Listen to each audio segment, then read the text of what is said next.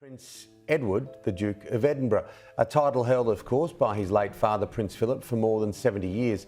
It had been the late Prince's wish for Prince Edward to be granted the dukedom after his death. Prince Edward stood quietly where louder royals usually command attention.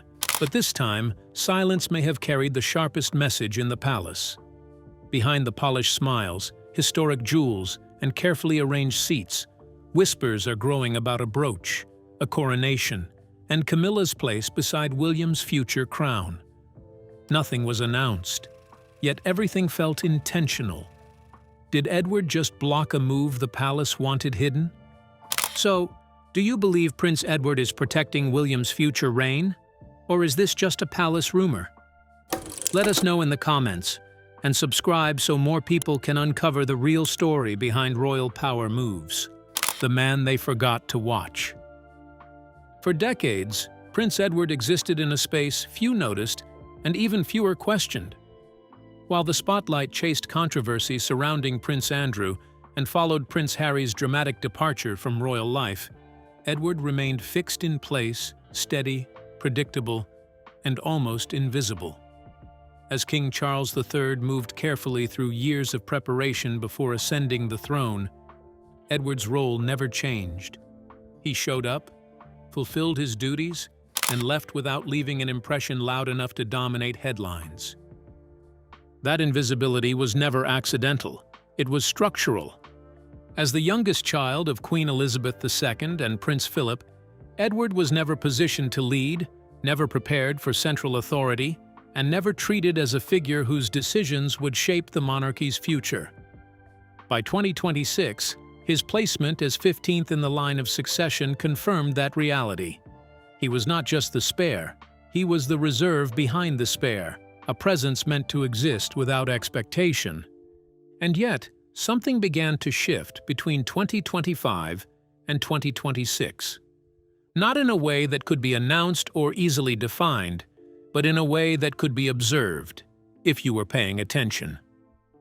During 2025, while other members of the royal family faced public scrutiny and private tension, Edward and Sophie, now the Duke and Duchess of Edinburgh, took on a series of solo international tours.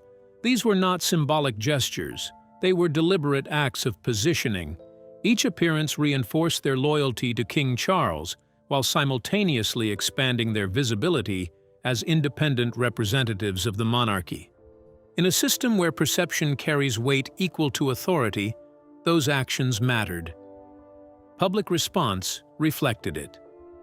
Polling data showed that approximately 50 to 51% of British citizens viewed Edward and Sophie favorably. At the same time, only 19% and 12% respectively held unfavorable opinions of them. These were not just stable numbers, they were strong ones. And the contrast became more pronounced when placed alongside Queen Camilla's shifting public perception. Her approval rating dropped to 42%, the lowest recorded by YouGov since March 2021, while negative sentiment rose to 45%. That gap, subtle at first glance, carried implications that extended beyond public opinion. Because in the monarchy, numbers translate into influence. For a man who had spent 3 decades being overlooked, Edward was now operating from a position of growing public goodwill, one that, quietly, exceeded that of the Queen herself. And then came the adjustments. They weren't dramatic. There were no declarations, no visible confrontations. Instead, there were small shifts. Engagements declined, schedules rearranged, appearances made in places where absence had previously gone unnoticed. He began to show up at events where Camilla's inner circle was not present, creating a pattern that was difficult to dismiss as coincidence. Inside the palace, those patterns don't go unnoticed, because within the carefully controlled structure of royal life, nothing is random. Every gesture, every movement, every absence carries meaning. When someone who has always followed the script begins to alter it, even slightly, it becomes a signal. And when that signal comes from someone who has spent decades saying nothing, it carries weight far beyond words. But while Edward's influence grew quietly through presence and restraint, Camilla was sending signals that were far more visible and impossible to ignore. Were these symbols merely tradition, or a calculated move to reinforce her position within the monarchy? Let's find out. The language of power. No one says out loud. If Prince Edward's movements were subtle, Queen Camilla's signals were visible, but no less calculated. Inside the monarchy, power is rarely expressed directly. Instead, it is communicated through symbols, details, and choices that appear small but are anything but accidental. Among those, jewelry holds a unique place, particularly brooches, which are not worn casually but selected with precision. They are not decoration, they are statements. Justin Daughters, managing director at Berganza, has made that distinction clear. In his analysis, brooches stand apart from all other royal jewels because they are controlled, intentional, and deeply symbolic. Unlike necklaces or earrings, which frame appearance, brooches frame meaning. Positioned near the heart, they carry messages tied to loyalty, authority, remembrance, and duty. And in early 2023, one such message stood out.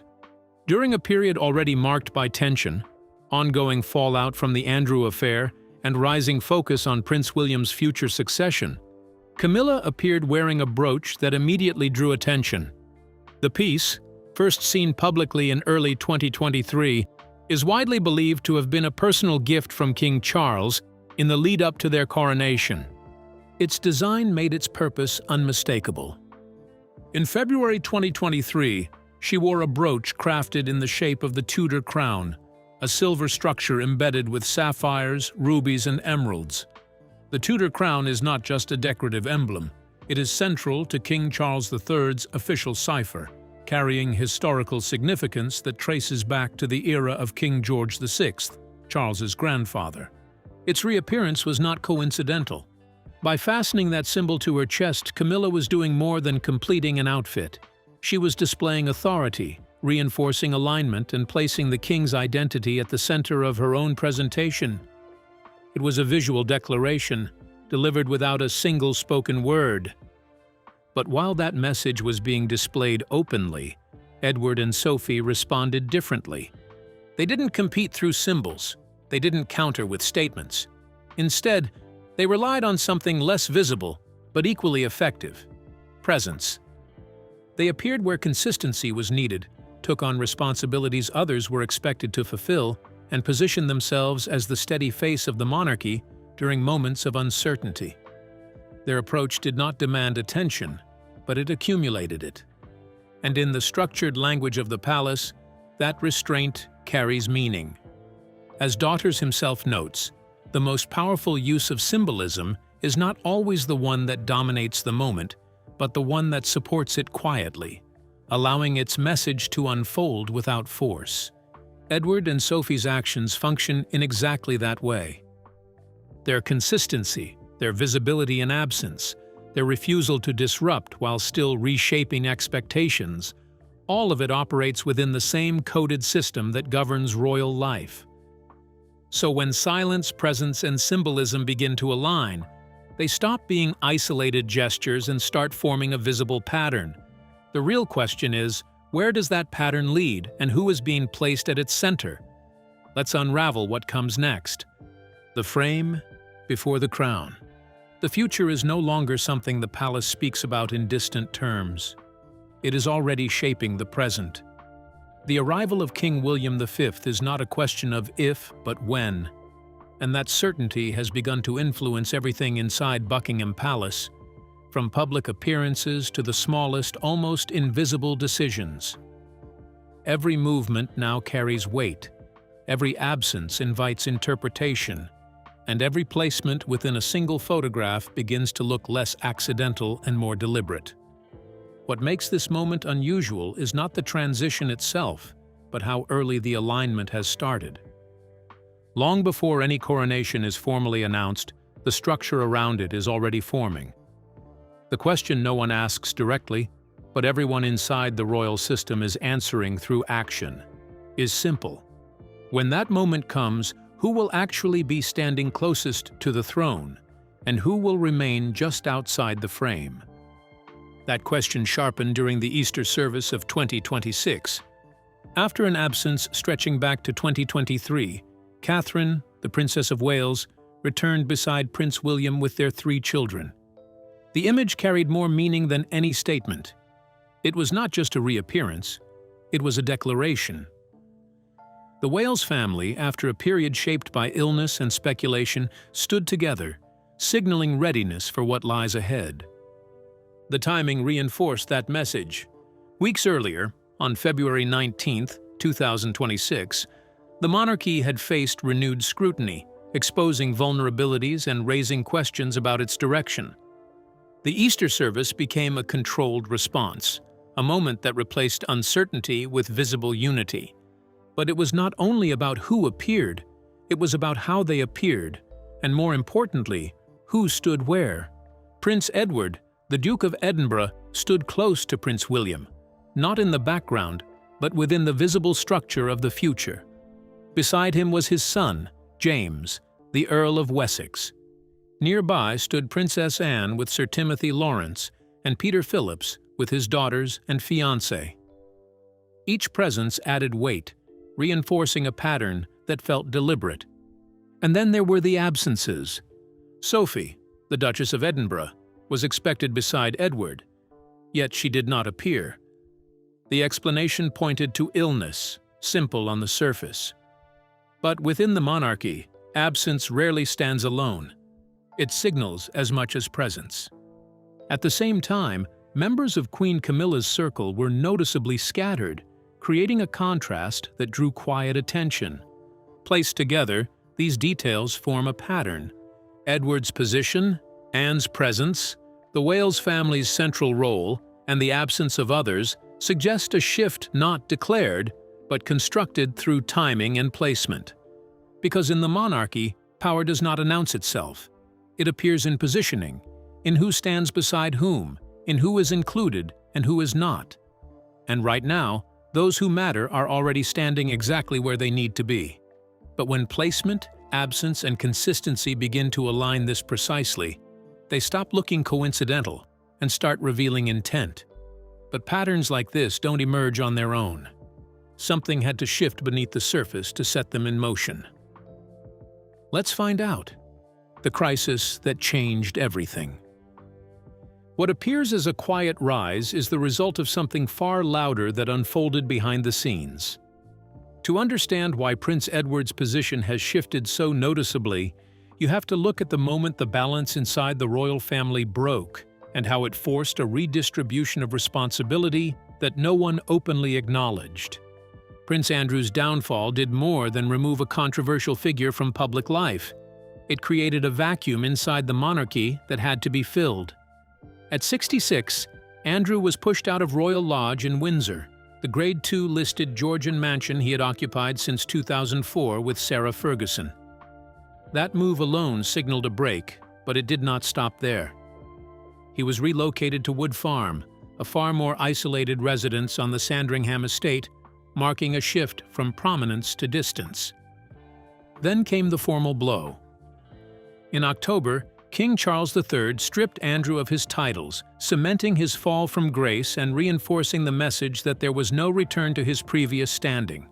What followed was not just personal consequence, it disrupted the internal rhythm of the family itself. That disruption reached Edward directly. Plans that had once been routine suddenly collapsed.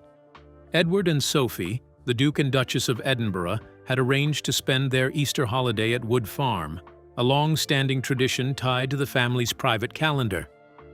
But Andrew's continued presence there made that impossible. The visit was cancelled, and what had once been predictable became uncertain. Yet the response that followed is where everything begins to change. Edward did not react publicly. There were no statements, no complaints, no attempt to reshape the narrative in his favor. Instead, something far more revealing happened quietly. Reports indicated that Edward was the first senior royal to visit Andrew after his arrest in February on suspicion of misconduct in a public office.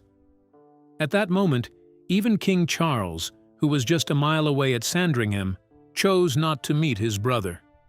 Edward did. But the purpose of that visit was not sympathy.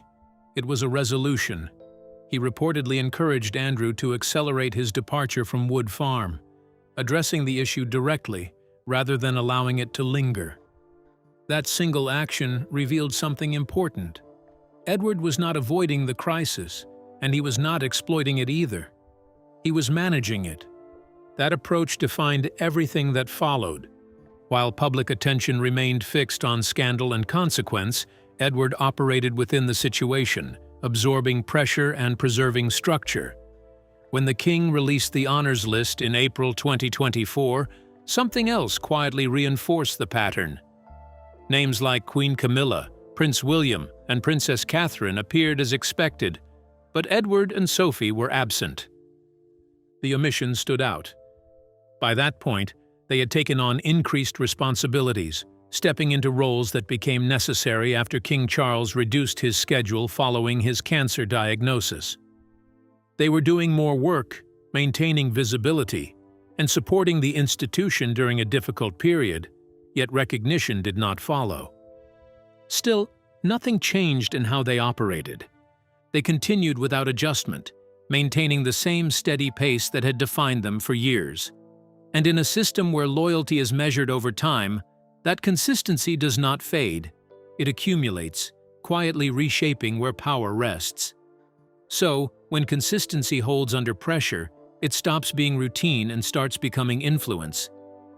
The real question is, how does that quiet accumulation translate beyond the palace walls? And what happens when public perception begins to reflect it? Let's find out. The numbers behind the silence.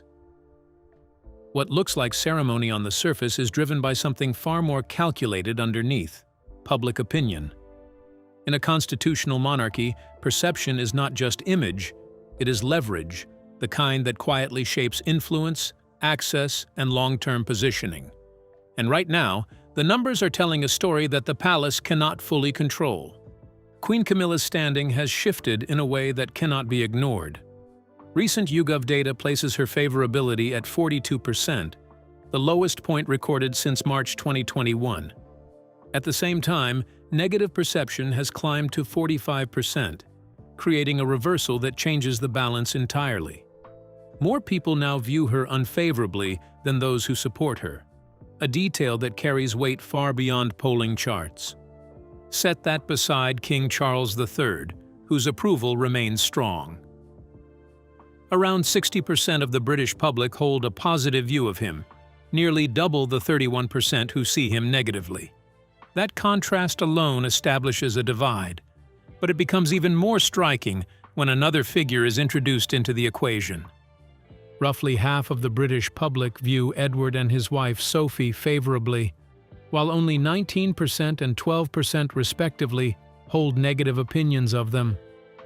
Those numbers place Edward in a position where his net approval surpasses Camilla's by a considerable margin. In practical terms, that difference translates into something tangible.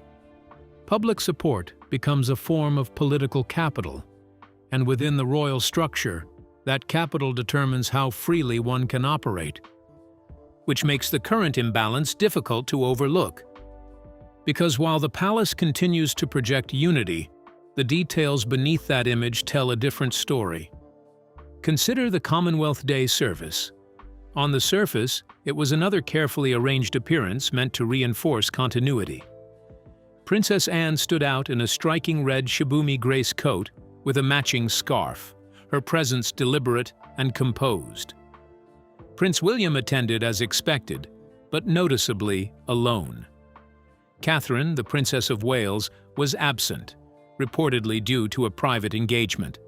Individually, these details are easy to dismiss. Together, they form a pattern. Moments where a unified front is expected but doesn't fully materialize have become more frequent. The same subtle inconsistencies appeared at Easter, in day-to-day engagements, and in the small gaps that begin to show when coordination isn't perfectly aligned. The palace's communication strategy continues to emphasize togetherness, Yet these repeated deviations suggest something less stable beneath the surface. And within that shifting dynamic, Camilla's position becomes more complex. Her path into the royal family was never straightforward. She entered as an outsider, navigating decades of resistance before eventually securing her place beside the king. That journey required persistence, and in many ways, she succeeded. But acceptance is not the same as stability, and the foundation supporting her role appears less secure than before. What makes this moment particularly significant is what isn't driving it. This isn't the result of external shocks like Prince Harry's memoir or the fallout surrounding Prince Andrew. Those events created disruption, but they are not the force reshaping the current balance. Instead, the shift is coming from something quieter. A steady presence that does not demand attention but gradually draws it. Edward has not positioned himself through statements or confrontation. He has done it through consistency, visibility, and timing, appearing where needed, remaining reliable when others fluctuate, and allowing public perception to build without interference. And when influence builds without chasing attention, silence itself begins to carry weight. The real shift isn't always in who steps forward, but in who deliberately steps back, and why those absences begin to speak louder than presence.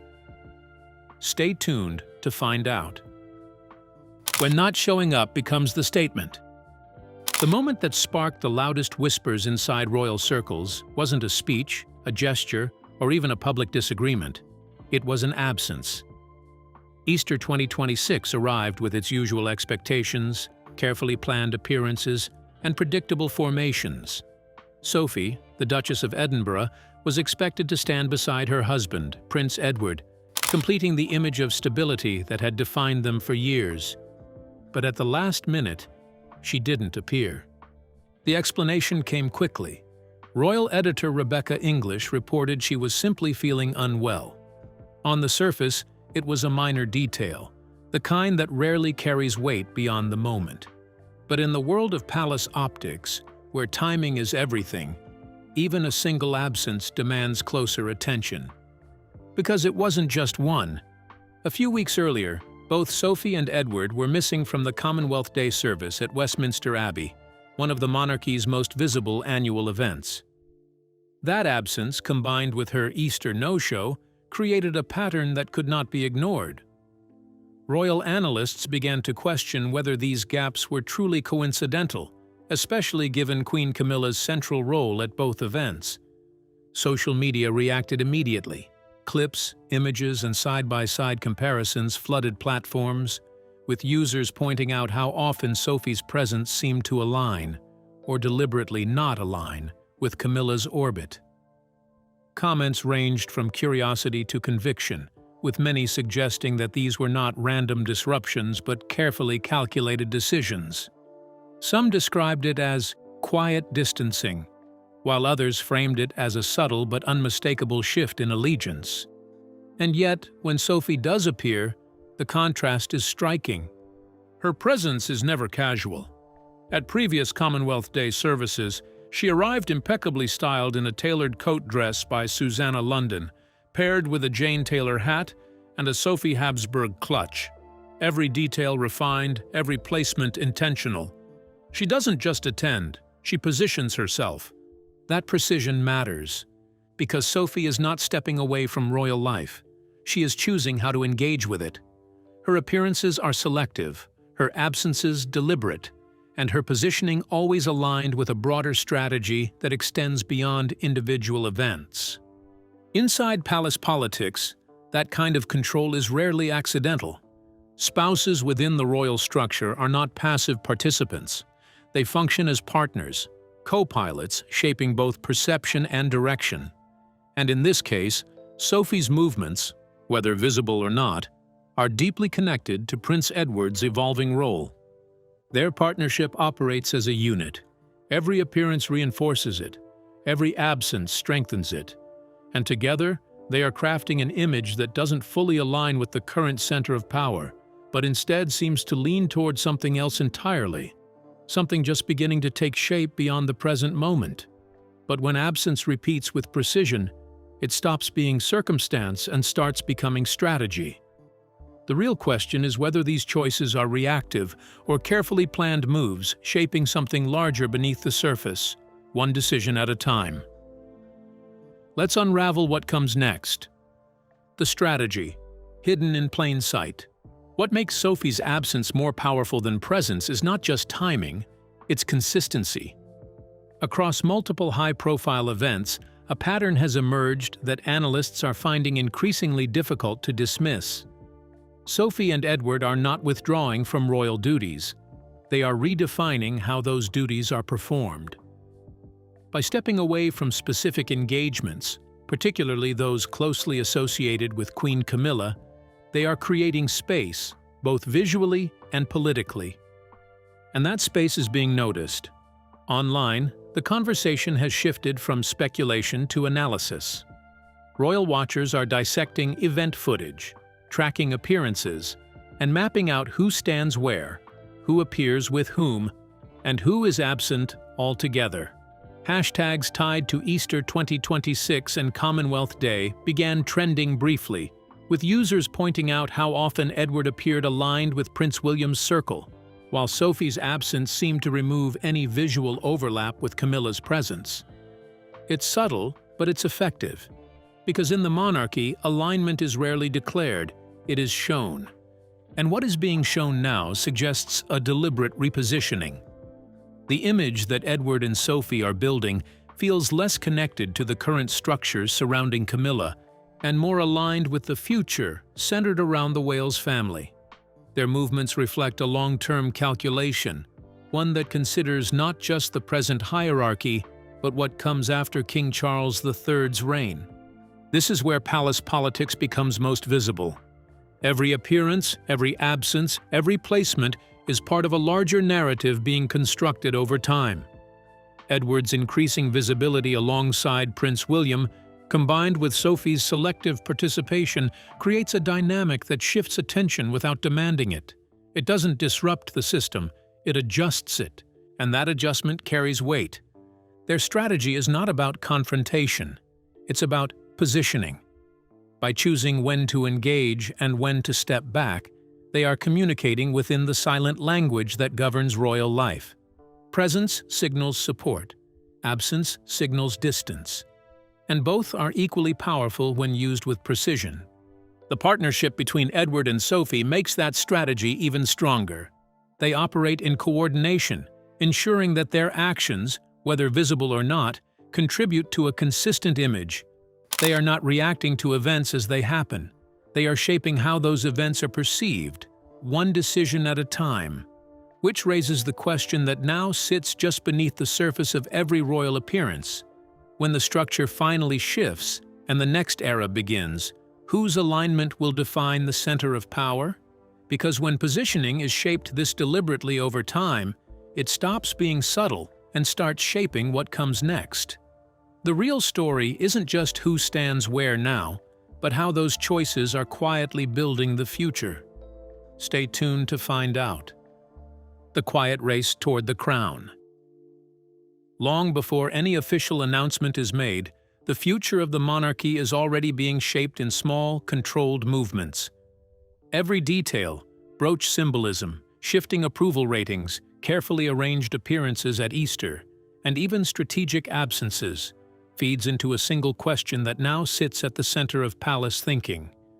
What will the Windsor family look like when King Charles III is no longer on the throne? Publicly, the institution remains stable. Nearly 6 in 10 Britons still view the monarchy favorably, and about half believe it offers value and inspires pride. According to YouGov, the system itself is not under threat, but the individuals who represent it, the faces on the balcony, the figures placed closest to power, are far more fluid. Camilla's position illustrates that clearly. Her rise to queen was built over decades, but her role is not permanent. When Prince William ascends, Catherine will become queen consort, and Camilla will step back. What remains uncertain is the nature of that step, whether she retains influence as a senior figure or fades into the background as part of a previous era. That outcome is not decided after the transition.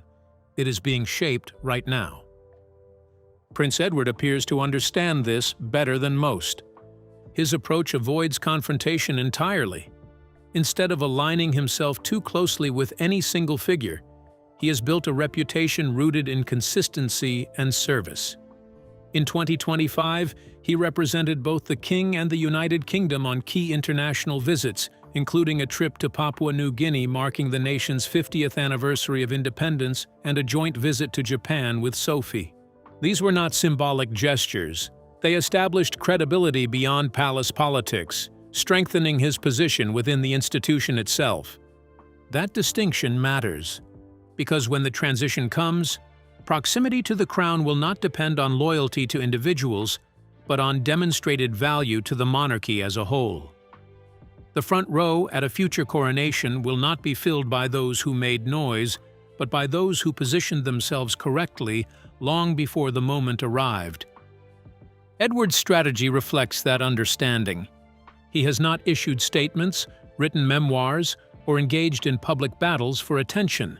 Instead, he relies on presence and, at times, absence to communicate alignment. He attends where it matters, steps back where necessary, and allows perception to build without interference.